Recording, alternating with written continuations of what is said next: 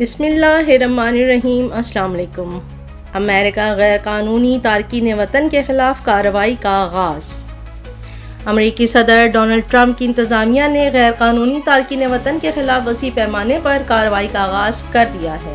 جمعرات کے روز 538 غیر قانونی تارکین وطن کو گرفتار کیا گیا، جبکہ سینکڑوں افراد کو فوجی طیاروں کے ذریعے ملک بدر کر دیا گیا۔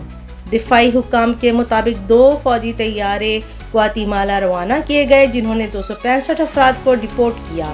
پہلا طیارہ ریاست ٹیکساس کے شہر ایل پاسو سے 80 افراد کے ساتھ روانہ ہوا، جبکہ دوسرا طیارہ ٹیکسنس سے روانہ ہوا جس میں 80 افراد سوار تھے، جبکہ تیسرا طیارہ دوبارہ ریاست ٹیکساس سے ایل پاسو روانہ ہوا جس میں 105 افراد موجود تھے۔ دوسری جانب وائٹ ہاؤس کی ترجمان کیرولین لیوٹ کے مطابق 538 گرفتار افراد میں سے 373 مجرمانہ ریکارڈ رکھتے تھے، جبکہ 165 افراد کو صرف امیگریشن قوانین کی خلاف ورزی پر گرفتار کیا گیا۔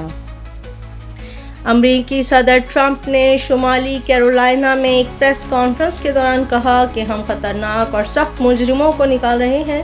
یہ لوگ بدترین جرائم میں ملوث رہے ہیں اور ہم ان پر پہلے توجہ دے رہے ہیں۔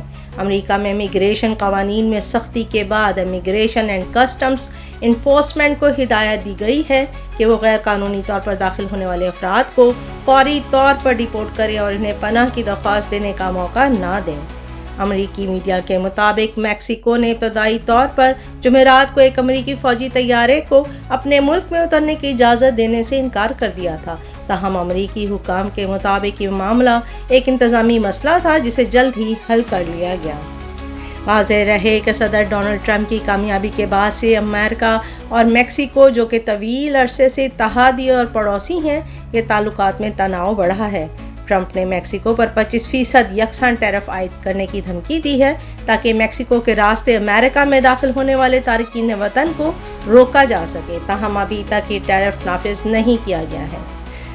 امریکہ میں انسانی حقوق کی تنظیموں نے امیگریشن پالیسیوں پر تنقید کرتے ہوئے خبردار کیا ہے کہ اس کریک ڈاؤن سے شہریوں اور قانونی حیثیت رکھنے والے افراد کو بھی غلطی سے نشانہ بنایا جا سکتا ہے۔ رپورٹ کے مطابق 2015 سے 2020 کے درمیان 70 امریکی شہریوں کو غلطی سے ڈپورٹ کیا گیا تھا۔